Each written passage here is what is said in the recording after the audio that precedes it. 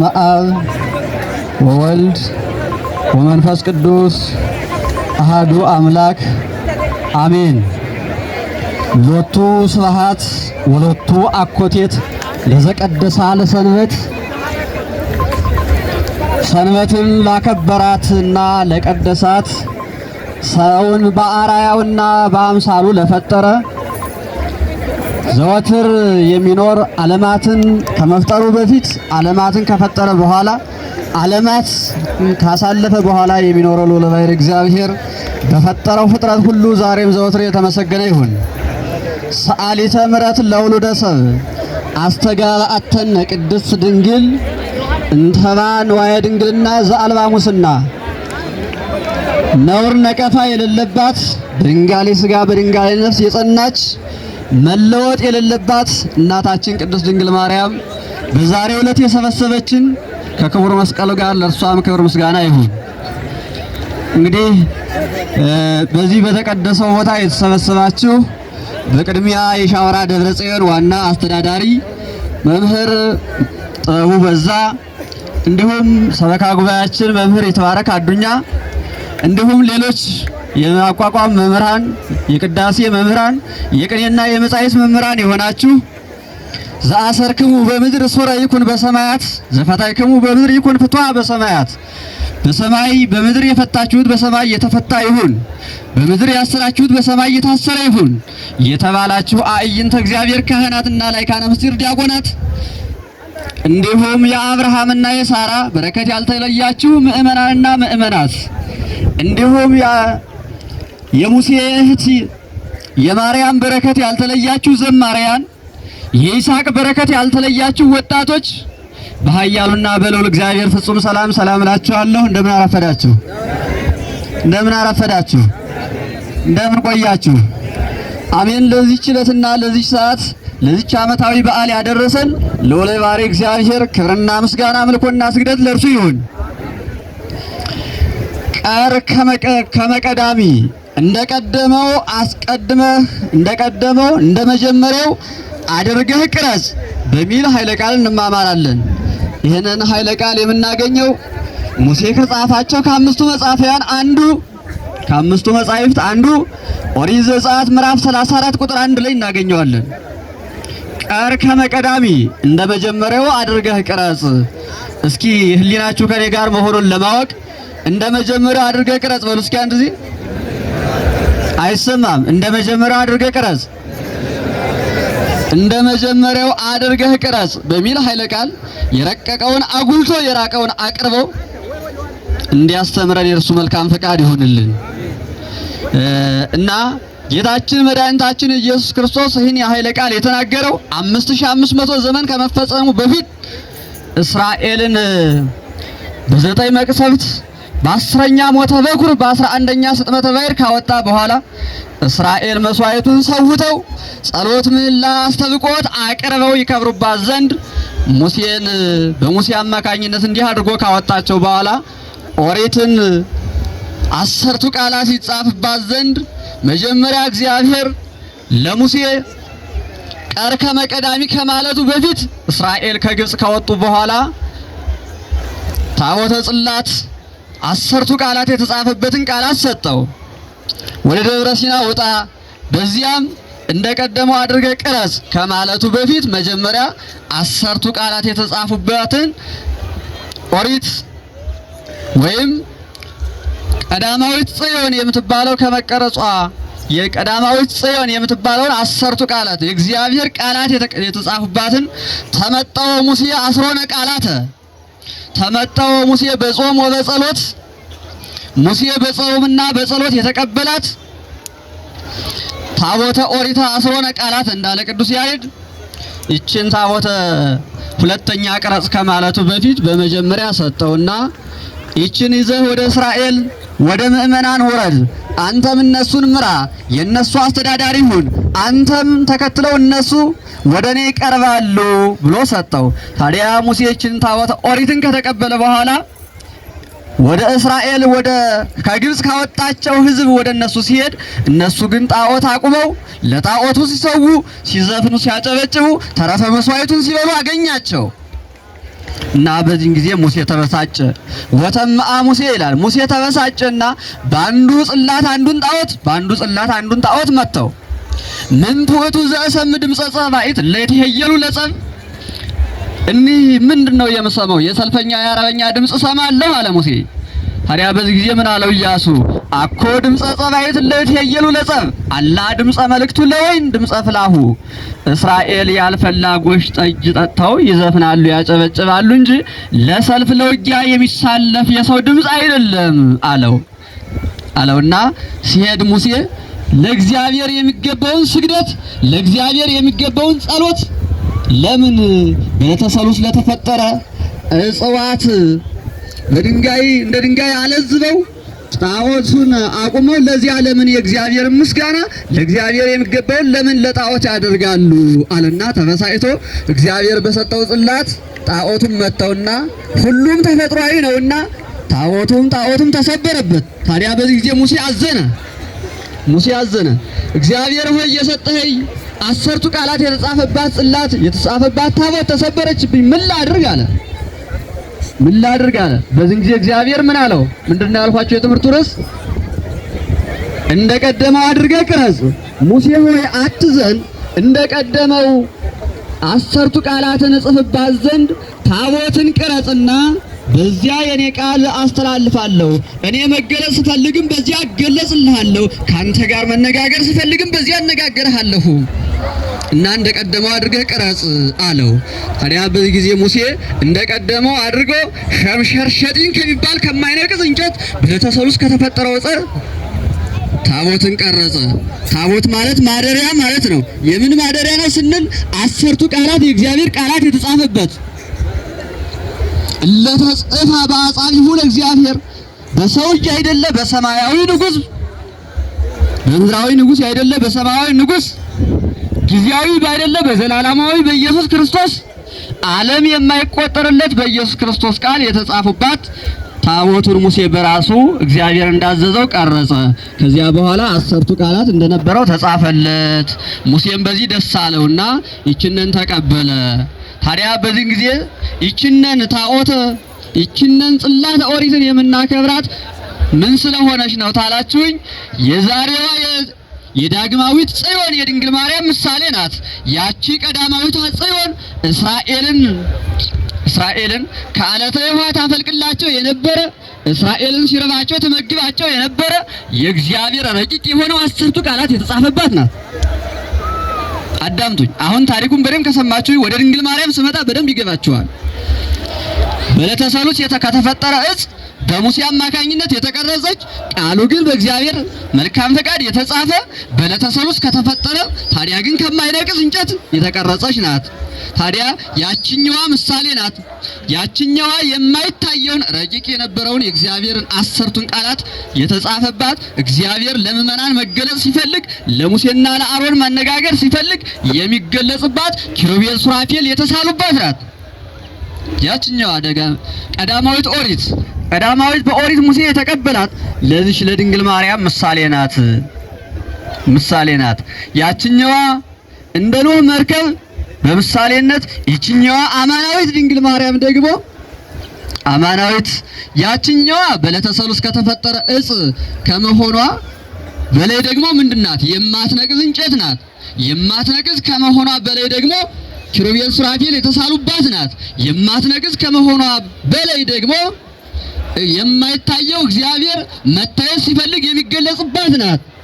ያችኛዋ ቀዳማዊት ጽዮን ረቂቁን እግዚአብሔር ገዝፎ እንዲታይ በነቢያት አድሮ የሚነጋገረውን እግዚአብሔርን የምታሳይ በኪሩቤልና በሱራፌል ላይ አድሮ የሚገለጽባት ናት። ያችኛዋ እስራኤልን መርታ ቅጽረ ኢያሪኮን ያፈረሰች ናት።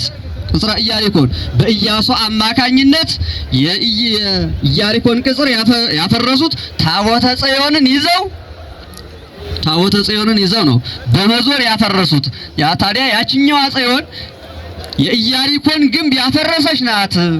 ታሪኩን በደንብ ስሙኝ። እስካሁን ምናችሁ ታሪክ ነው። ወደ አማናዊቷ ድንግል ማርያም ሳመጣችሁ በደንብ እንዲገባችሁ። ያችኛዋ ጽዮን ምድራዊት ናት። ይችኛዋ ጽዮን ሰማያዊት ናት። ያችኛዋን ጽዮን የሚያገለግሏት ምድራውያን ካህናት ናቸው። ይችኛዋን ጽዮን በኋላ አመጣዋለሁ። ያችኛዋ ጽዮን የሚሰዋባት የከብት የላም የበግ መስዋዕት ነው። ይችኛዋን በኋላ አመጣዋለሁ። ይሰማችሁ ነው? ይሰማል? ታዲያ ይችኛዋ ጽዮን ይቺ ናት። ምን አላችሁ አልኳችሁ? በዕለተ ሰሉስ ከመፈጠሯ የማትነቅዝ ከመሆኗ በላይ ደግሞ በወርቅ በውስጥ በአፍአ በወርቅ የተለበጠች ናት። ምክንያቱም የእግዚአብሔር ቃል ማደሪያ ናትና በዕለተ ሰሉስ የተፈጠረች ከመሆኗ አንፃር እርጅና ብልየት እንዳያገኛት በውስጥ በአፍአ በወርቅ ለብጣት ብሎታል። 4 ቀለበት 2 መሎጊያ አብጅለት ብሎታል። ይህ 4 ቀለበት ምንድነው ወደ ድንግል ማርያም ስናመጣው? ይህ 2ቱስ መሎጊያ ምንድነው ወደ ድንግል ማርያም ስናመጣው? ያቺ ቀዳማዊት ጽዮን 10ቱ ቃላትን ይዛ እስራኤል ከፍልስጤማውያን ጋር ውጊያ በገጠሙ ቀን ተሸነፉ። እስራኤላውያንና ፍልስጤማውያን ጦርነት ገጠሙ። ታዲያ በዚህ ጊዜ እስራኤላውያን ተሸነፉ፣ ፍልስጤማውያን አሸነፉ። በዚህ ጊዜ ምን አሉ? በእነምን ታደገነ እግዚአብሔር ስለምን ተወን? ስለምን ጣለን? ስለምንስ በፍልስጤማውያን እጅ እንድንማረክ አደረገን? አሉና አሰቡና ምን አሉ? ታቦተ ጽዮንን ባንይዝ ነውና ታቦተ ጽዮንን እናምጣት አሉ። ውጊያ ከገቡ በኋላ ሲሸነፉ ሰው መቼም የሚችለውን ካደረገ ከደከመ በኋላ ወደ እግዚአብሔር መመለሱ አይቀርም አይደለም? በፍልስጤማውያን እጅ ሲጣሉ ሲወጉ ብዙ 4000 ሕዝብ ካለቀባቸው በኋላ ምን አሉ? ታቦተ ጽዮን ትምጣልን፣ እሷ ከኛ ጋር ከሆነች ፍልስጤማውያንን እናሸንፋለን አሉ። ታዲያ እኒህ እስራኤላውያን እግዚአብሔርን አስቀይመውት ነበርና ታቦተ ጽዮን መጣ እንኳን እነሱን እንድትረዳቸው ሳይሆን ፍልስጤማውያን እንድትረዳቸው አደረገ። አያችሁ፣ እግዚአብሔር ሲጣላ በጠላት እጅ እንድንወድቅ ያደርገናል። እግዚአብሔር ከኛ ጋር ሲሆን ጠላቶቻችንም ሆነ ከሌሎች እንኳን እስከ ሰው ቀርቶ ከአራዊት እጅ የሚያድነን እግዚአብሔር ነው። ታዲያ ምን አሉ? እናምጣት አሉ። የመምጣቷም ዋና ዓላማዋ ምንድነው? የኤሊ ልጆች አፍኒንና ፊናስ የሚባሉት እግዚአብሔርን አስቀይመውት ነበረ። እግዚአብሔርን በድበውት ነበረ። እቺ ታቦተ ጽዮን ንጉስ፣ ካህን ሲሞት ካህን፣ መስፍን ሲሞት መስፍን እየተተካ ከኤሊ ደረሰች። ከኤሊ ዘመን ስደርስ ደግሞ ኤሊ ደግሞ እኔ አርጅቻለሁ፣ አፍጅቻለሁ፣ ደክሜያለሁ አለና ልጆቹን ከሱ በታች እንዲያስተዳድሩ ሾማቸው።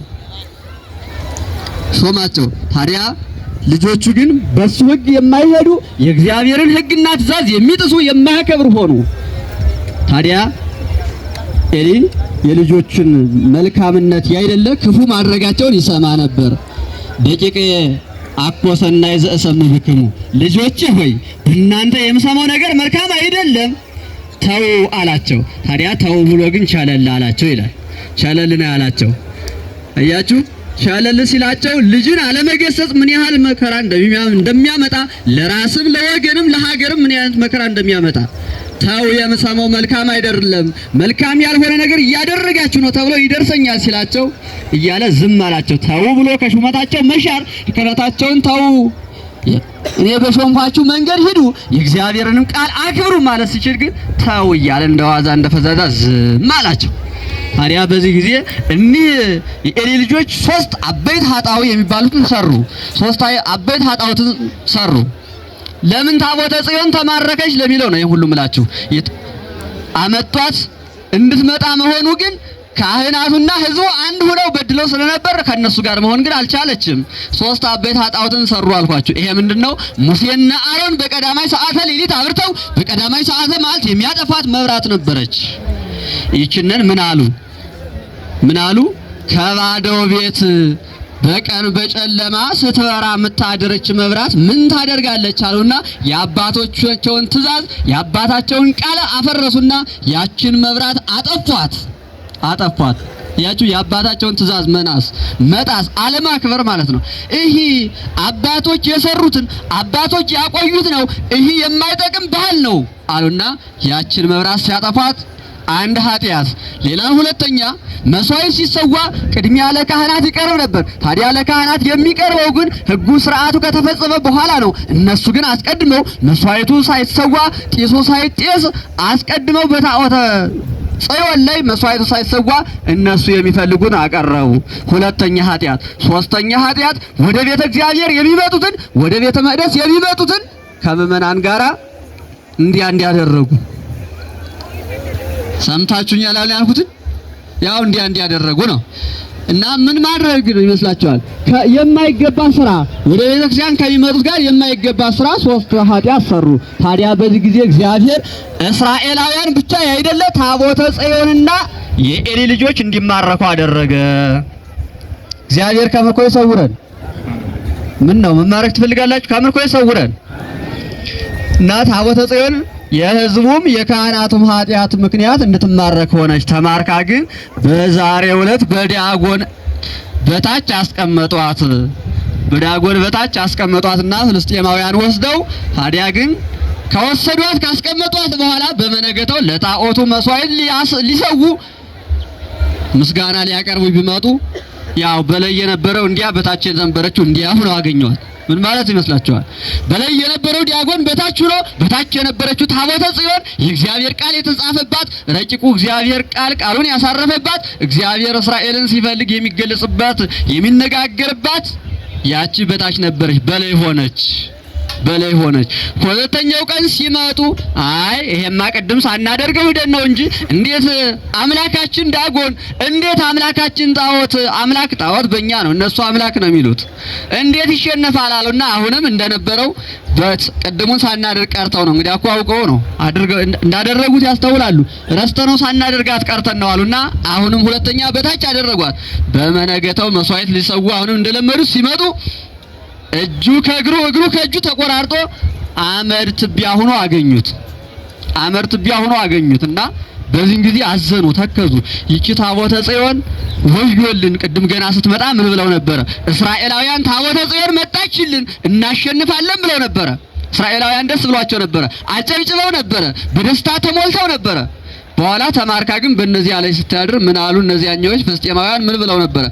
አሌለነ ወይለነ ወዮልን ለኛ ወዮታ አለብን። ይህች የእስራኤል አምላክ እስራኤልን ግብፃውያንን አጥፍታ እስራኤልን ያወጣች ናት። አሁን ያሸነፍነ ድል ያደረግነ እኛ ነን። ታዲያ እነሱ ምን ደስ አሰኝቷቸው ያጨበጭባሉ ይዘፍናሉ አሉ። ለምን ደስ ይላቸዋል አሉ። ታዲያ አሁን እኛ እንዳሸነፍናቸው እንደወጋናቸው እነሱ እንደወጉን ጨክናችሁ ተዋጉ። ፈሪ ከያዘ ምን አይልም ነው የሚባል? እንደዛ ነው። ፈሪ ከያዘ አይለቅም። ምክንያቱም በኋላ የሚደረገውን ስለሚያውቅ ነው። ከመፍራቱ የተነሳ በደንብ አጥብቆ ይዛል አይደለ? እና አሁን ጨክናችሁ ተዋጉ፣ ከነበረ ይልቅ ጨክናችሁ ተዋጉ። እኛ ባሪያ እንዳደረግናቸው እኛ 4000 ሕዝብ እንደጨረስንባቸው እነሱም የኛን ሕዝብ ይጨርሱብናልና ጨክናችሁ ተዋጉ አሉ። ታዲያ ግን ጨክነው ተዋጉ። አሁን ጨክነው ስለተዋጉ አይደለም፣ እግዚአብሔር በእነዚህኞች በደል የተነሳ ታምራን ጽዮን በእነዚያ ላይ ልትገጽ ስለፈለገ ነው። ታዲያ እንዲህ አድርጋ ታቦተ ጽዮን ይሄን ያደረገች ናት። ቀዳማዊት ጽዮን ነው ባጭሩ። ቀዳማዊት ጽዮን በዛሬው ዕለት የምናገብራት ይሄን ያደረገች ስለሆነች ቀዳማዊት ጽዮን በዳግማዊ ምኒልክ በሶሎሞን ልጅ ምክንያት ዛሬ ወደ ኢትዮጵያ የገባችበት ስለሆነ ቀዳማዊት ጽዮን ለቀዳማዊት ጽዮን ማደሪያ ይሆን ዘንድ አብርሃና ጽባ ቤተ መቅደሷን የሰሩበት ስለሆነ ታቦተ ጽዮን እናከብራታለን ነው።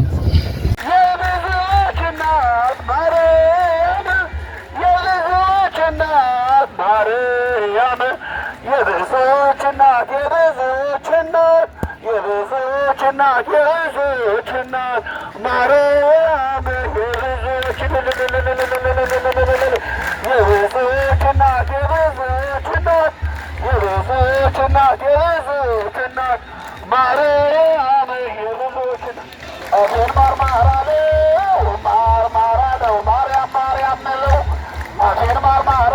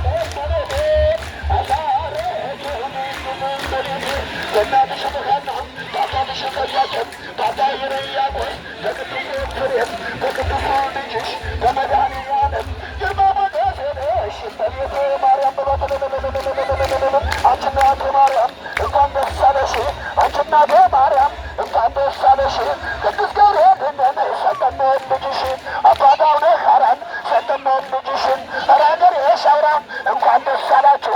ራገር የሻውራ እንኳን ደስ አላችሁ። ተደነቆ ሻውራ መንገድ ከፍቶላችሁ እያለም ኃላፊ መሆኑን አውቃችሁ ጸልዩ ለጌታን እንደተቻላችሁ ልንበሉ ልፈጠራችሁ አምላክ የሰላሙ ጌታቸውልን ተዳመና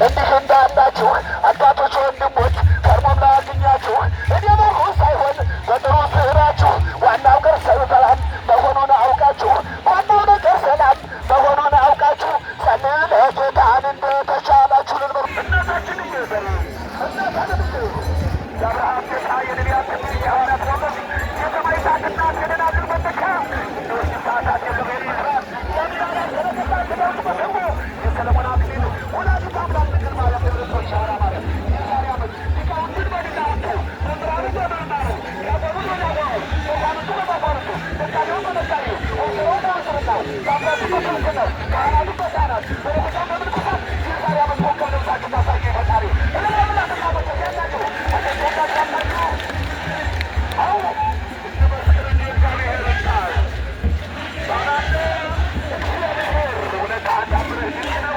አምላክ አለቃነ ስምህ ሕይወቴ ነው። ዳማናማ ብለህ አታስቸኩለኝ። ከአንተ ወዲያ በቀር ሌላ የለኝ። በሰላም አውሎ በሰላም ሲያነጋ ተመስገን ብቻ ነው የፈጣሪ ዋጋ። እኔ ሲያፈርሰው ነው ኑሮ የሚያፈር ንስሐ ልግባና ነፍሴን ማዘመር አካወሰደ ለሂዳት በደካማ አደራ ጌታዬ ልመናዬን ስማ። ኮከበከር ሊቃውንተ ቤተክርስቲያን የታደላችሁ ሻውራ ማርያሞች እግዚአብሔር በቀር ይመረጣችሁ። ሊቃውንተ ቤተክርስቲያን መምህራን፣ ዲያቆናት እግዚአብሔር ይባርካችሁ። እንዲህ አድርጋችሁ መንደራችሁን አስፋፍታችሁ ምን ያህል ያሳያችሁ ነፍሱን በሙሉ ሲስተተሰጣችሁ ለመስዋዕት ያስፈቱ አባቶች እናንተን አሳታት አጨቱ